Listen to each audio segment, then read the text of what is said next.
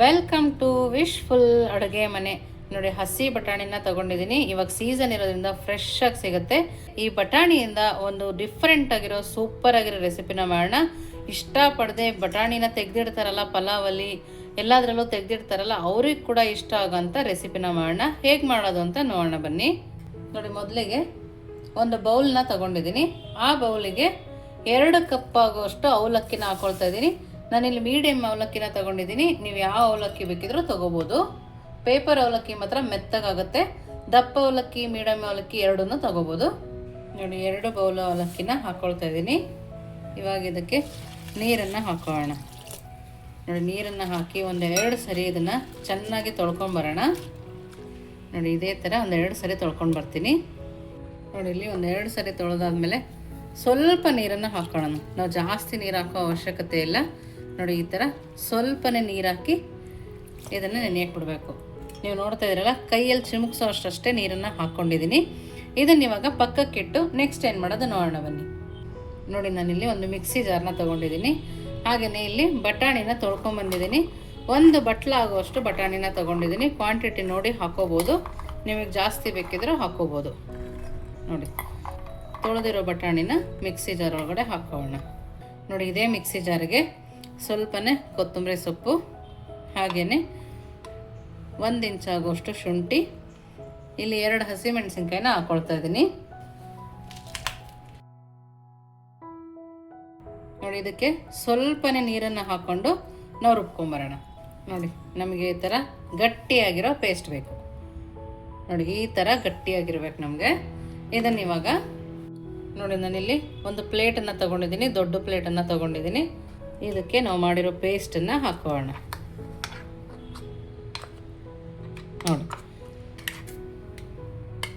ನೋಡಿ, ಈ ಥರ ಪೇಸ್ಟ್ ಹಾಕ್ಕೊಂಡಿದ್ದೀವಲ್ಲ, ಈಗ ಇದನ್ನು ಎತ್ತಿಡೋಣ ಪಕ್ಕಕ್ಕೆ. ಅವಲಕ್ಕಿನ ಏನಾಗಿದೆ ನೋಡೋಣ ಬನ್ನಿ. ನೋಡಿ, ಅವಲಕ್ಕಿನೂ ಚೆನ್ನಾಗಿ ನೆಂದಿದೆ. ನೋಡ್ತಾ ಇದ್ದೀರಲ್ಲ, ನೀರನ್ನು ಹಾಕೋ ಅವಶ್ಯಕತೆ ಇಲ್ಲ. ನಾವು ಚಿಮುಕ್ಸಿದ್ವಲ್ಲ ಅಷ್ಟೇ ಸಾಕಾಗತ್ತೆ. ಇದನ್ನು ಚೆನ್ನಾಗಿ ಕೈಯಲ್ಲಿ ಕಿವುಚ್ಕೊಳ್ಳೋಣ. ನೋಡಿ, ಈ ಥರ. ಮತ್ತು ನಾವು ಇದಕ್ಕೆ ಏನೂ ಹಾಕಬೇಕಾಗಿಲ್ಲ. ಸಾಫ್ಟ್ ಆಗೋದಕ್ಕೋಸ್ಕರ ಇಷ್ಟೇ ಸಾಕು. ಇದರಲ್ಲೇ ಸಾಫ್ಟ್ ಆಗೋಗುತ್ತೆ. ನೋಡಿ, ಇಷ್ಟು ಸಾಫ್ಟ್ ಆದರೆ ಸಾಕಾಗತ್ತೆ. ಇದಕ್ಕೆ ನಾವೀಗ ಒಂದು ಅರ್ಧ ಸ್ಪೂನ್ ಆಗೋಷ್ಟು ಜೀರಿಗೆ, ರುಚಿಗೆ ತಕ್ಕಷ್ಟು ಉಪ್ಪು, ಹಾಗೆಯೇ ಇಲ್ಲಿ ನಾನು 1 ಕಪ್ ಆಗೋಷ್ಟು ರವೆನ ತಗೊಂಡಿದ್ದೀನಿ. 1 ಕಪ್ ಆಗೋಷ್ಟು ರವೆ, ಉಪ್ಪಿಟ್ಟು ಮಾಡ್ತೀವಲ್ಲ ಆ ರವೆನೇ ತಗೊಂಡಿದ್ದೀವಿ. ಇದಕ್ಕೆ ನಾನಿಲ್ಲಿ ಮೊದಲಿಗೆ ಒಂದು ಅರ್ಧ ಕಪ್ ಆಗುವಷ್ಟು ಮೊಸರನ್ನ ಹಾಕ್ಕೊಳ್ತೀನಿ. ನೋಡಿ, ಇಷ್ಟನ್ನು ಹಾಕಿ ಅವಲಕ್ಕಿಗೂ ರವೆಗೂ ಬೆರೆಯೋ ಥರ ಚೆನ್ನಾಗಿ ಕಲಿಸ್ಕೊಬೇಕು ನಾವು. ನೋಡಿ, ಈ ಥರ ಮಿಕ್ಸ್ ಮಾಡ್ಕೊಬೇಕು. ಚೆನ್ನಾಗಿ ನಾದ್ತಾ ಮಿಕ್ಸ್ ಮಾಡಿಕೊಂಡ್ರೆ ರವೆಗೂ ಮೊಸರಿಗೂ ಚೆನ್ನಾಗಿ ಹಿಡಿಯುತ್ತೆ. ಹಾಗಾಗಿ ನೋಡಿ, ಇಷ್ಟು ಮಾಡ್ಕೊಂಡಿದ್ದೀವಲ್ಲ, ಇವಾಗ ಇದನ್ನು ನಾವು ಬಟಾಣಿ ಪೇಸ್ಟ್ ಮಾಡ್ಕೊಂಬಂದ್ವಲ್ಲ ಆ ಬೌಲ್ಗೆ ಹಾಕ್ಕೊಳ್ಳೋಣ. ನೋಡಿ, ಇವಾಗ ಎಲ್ಲದನ್ನು ಸೇರಿಸಿ ಮಿಕ್ಸ್ ಮಾಡ್ಕೊಳ್ಳೋಣ. ನೋಡಿ, ಈ ಥರ. ನಮಗೆ ನೀರಿನ ಅವಶ್ಯಕತೆಯೇ ಬೀಳಲ್ಲ. ತುಂಬ ತೆಳು ಕೂಡ ಆಗಬಾರ್ದು. ಅಕಸ್ಮಾತ್ ನಿಮಗೆ ಗಟ್ಟಿ ಅನ್ನಿಸ್ತಂದರೆ ನಾವು ಬಟಾಣಿ ರುಬ್ಬಿದ್ವಲ್ಲ ಅದೇ ಮಿಕ್ಸಿ ಜಾರ್ಗೆ ಸ್ವಲ್ಪ ನೀರನ್ನು ಹಾಕೋಬೋದು ಅಷ್ಟೇ. ಈ ಥರ ಚೆನ್ನಾಗಿ ನಾದ್ಕೋಬೇಕು. ನೀವಿನ್ನೂ ನಮ್ಮ ವಾಟ್ಸಪ್ ಗ್ರೂಪಿಗೆ ಜಾಯಿನ್ ಆಗಿಲ್ಲ ಅಂದರೆ ವಿಶ್ಫುಲ್ ವಾಟ್ಸಪ್ ಗ್ರೂಪ್ಗೆ ಜಾಯಿನ್ ಆಗೋದನ್ನು ಮರಿಬೇಡಿ. ನೋಡಿ, ಇದನ್ನು ಚೆನ್ನಾಗಿ ಕಲಿಸ್ಕೊಬೇಕು. ರವೆ, ಅವಲಕ್ಕಿ, ನಾವು ಮಾಡ್ಕೊಬಂದಿರೋ ಬಟಾಣಿ ಕಾಳು ಮಿಶ್ರಣ ಎಲ್ಲ ಮಿಕ್ಸ್ ಆಗಬೇಕು. ಆ ಥರ ನಾವು ಇದಕ್ಕೆ ಕಲಿಸ್ಕೊಬೇಕು. ಬಟಾಣಿ ಕಾಳು ತಿನ್ನಲ್ಲ ಅಂತ ಪಲಾವಲ್ಲಿ ಎತ್ತಿಟ್ರೆ ನೀವು ಈ ಥರ ಮಾಡಿಕೊಟ್ಟಾಗ 100% ಬಟಾಣಿನ ತಿಂತಾರೆ. ಈ ಥರ ಮಾಡಿ ನೋಡಿ, 10 ನಿಮಿಷ ಲಿಡ್ಡನ್ನು ಕ್ಲೋಸ್ ಮಾಡಿ ಪಕ್ಕಕ್ಕೆ ಎತ್ತಿಟ್ಟು ನೆಕ್ಸ್ಟ್ ಏನು ಮಾಡೋದು ನೋಡೋಣ ಬನ್ನಿ. ಪಟ್ ಅಂತ ಒಂದು ಚಟ್ನಿ ರೆಸಿಪಿನ ಮಾಡ್ಕೊಳ್ಳೋಣ. ಮೊದಲಿಗೆ ತೆಂಗಿನಕಾಯಿನ ಹಾಕ್ಕೊಳ್ತಾ ಇದ್ದೀನಿ. ನೀವು ಸಿಪ್ಪೆ ತೆಗೆದುಬೇಕಾದ್ರೂ ಹಾಕೋಬೋದು. ನಾನಿಲ್ಲಿ ಹಾಗೇ ಹಾಕ್ಕೊಳ್ತಾ ಇದ್ದೀನಿ. ಹಾಗೆಯೇ ಸ್ವಲ್ಪ ಬೆಳ್ಳುಳ್ಳಿ, 1 ಇಂಚ್ ಆಗುವಷ್ಟು ಶುಂಠಿ, ಸ್ವಲ್ಪ ಹಸಿಮೆಣಸಿನ್ಕಾಯಿ, ರುಚಿಗೆ ಸ್ವಲ್ಪ ಉಪ್ಪನ್ನು ಹಾಕ್ಕೊಳ್ತಾ ಇದ್ದೀನಿ. ಹಾಗೆಯೇ ಸ್ವಲ್ಪ ಕೊತ್ತಂಬರಿ ಸೊಪ್ಪು. ನೋಡಿ, ಸ್ವಲ್ಪ ಕೊತ್ತಂಬರಿ ಸೊಪ್ಪನ್ನು ಹಾಕಿ ಒಂದು ಸ್ವಲ್ಪ ಕಡಲೆನ ಹಾಕ್ಕೊಳ್ತಾ ಇದ್ದೀನಿ. ಒಂದು 1/4 ಬೌಲ್ ಆಗುವಷ್ಟು ಕಡಲೆನ ಹಾಕಿದ್ದೀನಿ. ಇಷ್ಟನ್ನು ಹಾಕಿ ಸ್ವಲ್ಪ ನೀರನ್ನು ಹಾಕಿ ಸಣ್ಣದಾಗಿ ಗ್ರೈಂಡ್ ಮಾಡ್ಕೊಂಡು ಬರೋಣ. ನೋಡಿ, ಈ ಥರ ಸೂಪರಾಗಿರೋ ಚಟ್ನಿ ರೆಡಿ ಆಯಿತು. ನೋಡಿ, ಸಿಂಪಲ್ಲಾಗಿ ಮಾಡ್ಕೋಬೋದು, ಬೇಗನೆ ಆಗೋಗುತ್ತೆ. ಇಡ್ಲಿ, ದೋಸೆ ಯಾವುದಕ್ಕಾದ್ರೂ ತುಂಬ ಒಳ್ಳೆ ಕಾಂಬಿನೇಷನ್ ಅಂತಲೇ ಹೇಳ್ಬೋದು. ಇವಾಗ ನಾವು ಬಟಾಣಿ ಕಲಸಿಟ್ಟಿದ್ವಲ್ಲ, ಬಟಾಣಿ ರವೆ ಏನಾಗಿದೆ ನೋಡೋಣ ಬನ್ನಿ. ನೋಡಿ ಸ್ವಲ್ಪ ಗಟ್ಟಿಗಾಗಿದೆ ರವೆ, ಸ್ವಲ್ಪ ನೀರನ್ನು ಅಬ್ಸರ್ವ್ ಮಾಡ್ಕೊಂಡಿದೆ, ಎಳ್ಕೊಂಡಿದೆ ನೀರನ್ನು. ಇವಾಗ ಇದನ್ನು ಸಣ್ಣ ಸಣ್ಣ ಉಂಡೆಗಳನ್ನಾಗಿ ಮಾಡ್ಕೊಳ್ಳೋಣ. ನೋಡಿ ಈ ಥರ, ನಿಮ್ಗೆ ಈ ಥರ ಬೇಕಿದ್ರೂ ಮಾಡ್ಕೋಬೋದು, ನಿಮ್ಗೆ ಯಾವ ಶೇಪ್ ಬೇಕೋ ಆ ಶೇಪಲ್ಲಿ ಮಾಡ್ಕೊಬೋದು. ನಾನು ಎಲ್ಲದನ್ನು ಈ ಥರ ಶೇಪಲ್ಲಿ ಮಾಡ್ಕೊಳ್ತಾ ಇದ್ದೀನಿ.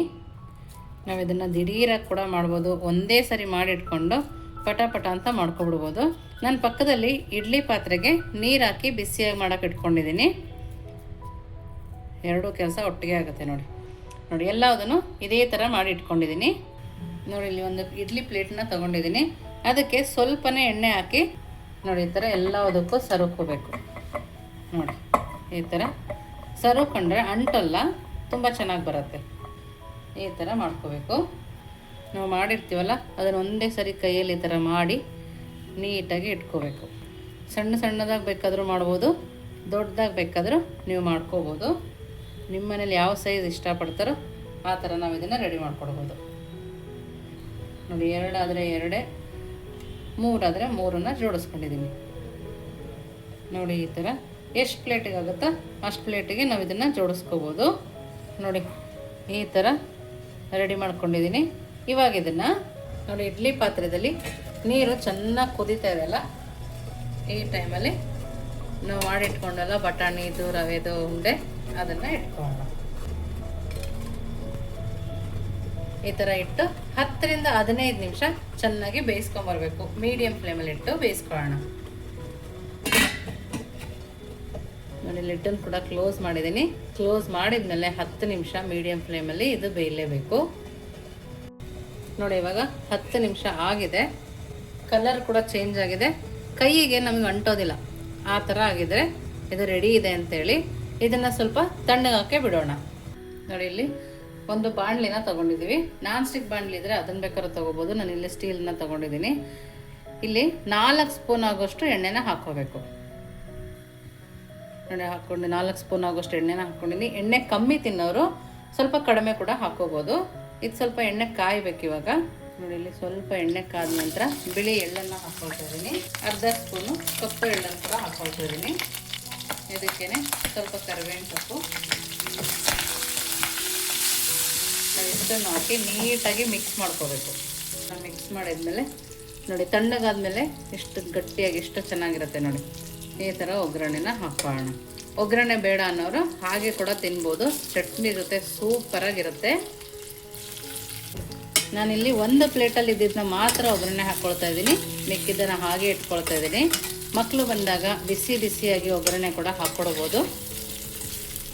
ನೋಡೋಕ್ಕೂ ಸೂಪರ್ ಅಂತಲೇ ಹೇಳ್ಬೋದು. ಮೇಲೆ ಲೇಯರ್ ಕ್ರಂಚಿ ಆಗುತ್ತೆ ನಾವು ಈ ಥರ ಮಾಡೋದ್ರಿಂದ. ನಾವಿದನ್ನು ಇದ್ಕಿದ ಬೇಳೆ ಸಾಂಬಾರು ಮಾಡ್ತೀವಲ್ಲ ಅದು ಕೂಡ ಹಾಕ್ಕೊಂಡು ತಿನ್ಬೋದು. ಒಂದು 5 ನಿಮಿಷ ಇದರಲ್ಲಿ ಇದೇ ಥರ ಬಿಡೋಣ. ನೋಡಿ ಇದೇ ಥರ ಕೈ ಆಡಿಸ್ತಾ ಮಾಡ್ಕೋಬೇಕು. ನೋಡ್ತಾ ಇರಲ್ಲ ಕಲರ್ ಕೂಡ ಎಷ್ಟು ಚೆನ್ನಾಗಿ ಕಾಣಿಸ್ತಾ ಇದೆ ನೋಡಿ. ನೋಡಿ ಇವಾಗ ರೆಡಿ ಇದೆ. ನೋಡಿ ಇವಾಗ ಪ್ಲೇಟು ರೆಡಿ ಇದೆ. ಕೆಳಗೆ ಕೂಡ ಅಂಟದೇನೆ ಎಷ್ಟು ಚೆನ್ನಾಗಿ ಬರ್ತಾಯಿದೆ ನೋಡಿ. ನೋಡಿ ಸೂಪರಾಗಿದೆ. ನೀವೇ ನೋಡ್ತಾ ಇದ್ದೀರಲ್ಲ ಎಷ್ಟು ಚೆನ್ನಾಗಿ ಬಂದಿದೆ ನೋಡಿ. ಬಟಾಣಿಯಿಂದ ಮಾಡಿದ್ದೀವಿ ಅಂತ ಯಾರು ಹೇಳಲ್ಲ, ಅಷ್ಟು ಚೆನ್ನಾಗಿದೆ. ಒಳಗಡೆ ಕೂಡ ನೋಡಿ ಸಖತ್ತಾಗಿದೆ. ಇವಾಗ ಇದನ್ನು ಚಟ್ನಿ ಜೊತೆ ಯಾವ ಥರ ತಿನ್ನೋದು ನೋಡೋಣ ಬನ್ನಿ. ನೋಡಿ ಇವಾಗ ಚಟ್ನಿ ರೆಡಿ ಇದೆ, ಸಾಸ್ ರೆಡಿ ಇದೆ.